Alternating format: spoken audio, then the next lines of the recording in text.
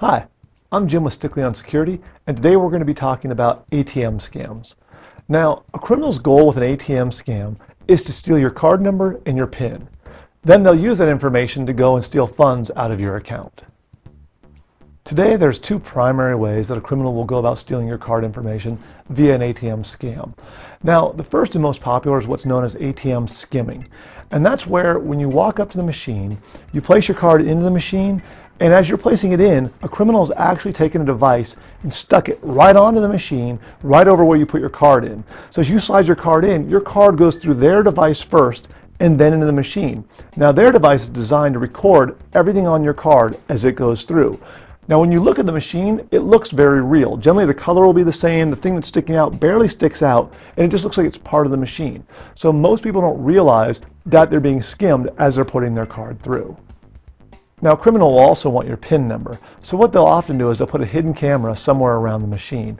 Oftentimes, they'll put like a little brochure box up, and that brochure box will have a small hole in it where a PIN camera can be hidden, and that'll be angled down onto the keypad. So as you're typing in your password, that camera's then broadcasting that out to the criminal who's sitting somewhere in the parking lot recording it. So now they have your PIN, and they have your card information, and they have everything they're going to need to go and rip you off. Fortunately, this type of attack is pretty easy to detect.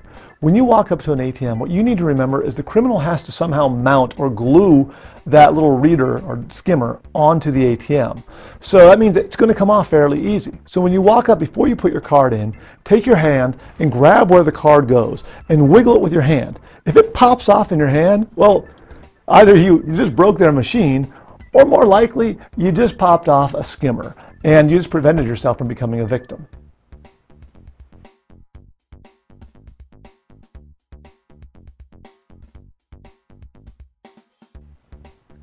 Some criminals actually take it to the next level, and they don't just want to use a skimmer on somebody else's machine. They actually want their own machine. So what they'll do is they'll go out and they'll buy a used one on eBay or somewhere like that, and then they'll modify that machine.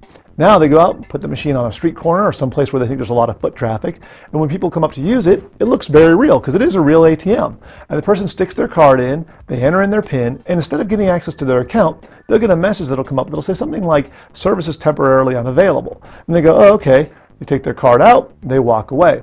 The reality is that machine's been designed to do one thing, and that's to record the card information. So everything that they just typed in as far as their PIN was recorded, as well as when they put the card in, it recorded all the data off of their card. So the criminal has basically made an ATM that has the purpose of only stealing ATM card information. So how do you protect yourself against one of these types of attacks? It's pretty difficult because it is a real machine. There are some tips, though, that I think if you follow, you can generally get through this. First, when you go to a real ATM, if it's down, if the service isn't available, it'll say it before you even put the card in. So if you get to a machine and it lets you put the card in, it lets you enter your PIN, and then it gives you this message saying the entire system is down, that's a red flag. At that point, I highly recommend you contact your financial institution and let them know what just took place, and then they can either start monitoring your account, or they may have other recommendations on what they can do to help you out. Now, my other tip to detect a fake ATM, and I think this is my best tip, is to take a look at the box itself before using it. Now, if it's outside of a building, if it's just sitting on the street somewhere, already you should be a little bit suspicious. More importantly, if you can walk up to the side of it, put your hands on it, and give it a push.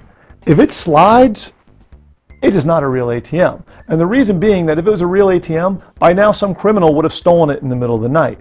So if it's outside on the street and you can give it a push and it slides, I highly recommend walking away from it. On the other hand, if it's mounted to the ground, if it's bolted in, there's a very good chance that's a real ATM. So to recap, if you walk up to a machine and you place your hand where the card reader is and you wiggle it with your hand and it pops off in your hand, that's a pretty good indication you shouldn't use that machine. If you walk up to a machine and you put your card in and you enter in your PIN information and then it gives you a message saying that service is down, that's an indication that there could be something wrong and you should contact your financial institution and let them know what just took place. And last but definitely not least, if you walk up to an ATM and it's outside on the street and you can put your hands on the side of it and give it a push and it slides, that is a very good indication that is not a real machine, and again, you should not use it. As always, spend a little time, do a little research, and protect yourself so you don't become the next victim of identity theft. I'm Jim for Stickley on Security. Have a great day.